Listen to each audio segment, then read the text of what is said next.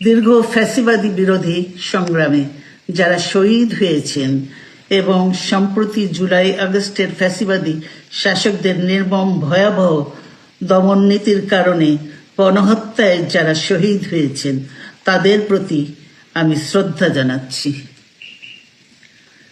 যারা আহত হয়েছেন তাদের প্রতি জানাচ্ছি আন্তরিক সমবেদনা। আমি চিকিৎসার কারণে যুক্তরাজ্যে অবস্থান করলেও আমি সব সময় আপনাদের পাশেই আছি। দীর্ঘ 15 বছর গণতন্ত্রের জন্য, আমার মুক্তির জন্য আপনারা যে নিরন্তর সংগ্রাম করেছেন এবং আমাদের অসংখ্য সহকর্মী প্রাণ দিয়েছেন, জুলুম নির্যাতনের শিকার হয়েছেন এবং প্রায় 1.25 লক্ষ মিথ্যা মামলায় জর্জরিত হয়েছে, এখন আদালতের বারান্দায় ন্যায় বিচারের জন্য ঘুরে বেড়াচ্ছেন। আপনাদের এ ত্যাগ শুধু দল নয়, জাতি চিরকাল স্মরণ রাখবে। দেশ আজ এক সংকটময় সময় অতিক্রম করছে।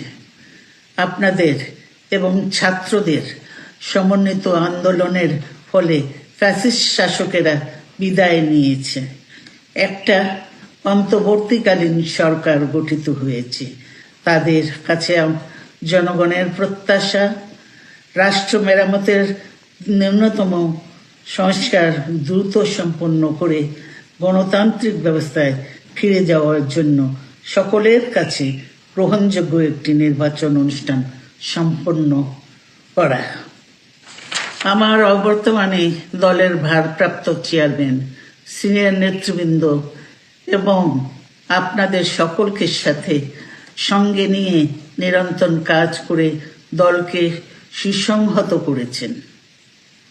আমি আপনাদের ধন্যবাদ জানাচ্ছি।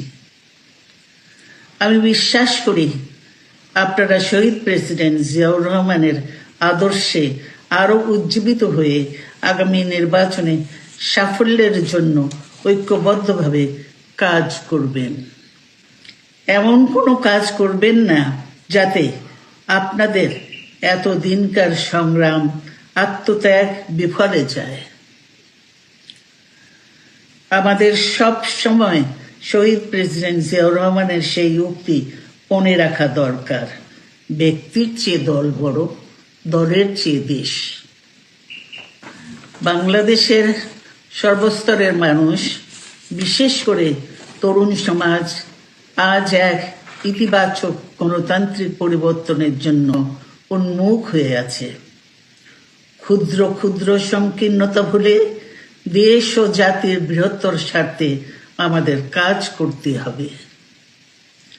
এখনো ফ্যাসিস্টদের দোসররা এবং বাংলাদেশের শত্রুরা গণ অভ্যুত্থানের মাধ্যমে প্রাপ্ত অর্জনকে নস্যাৎ করার জন্য গভীর চক্রান্তে লিপ্ত রয়েছে।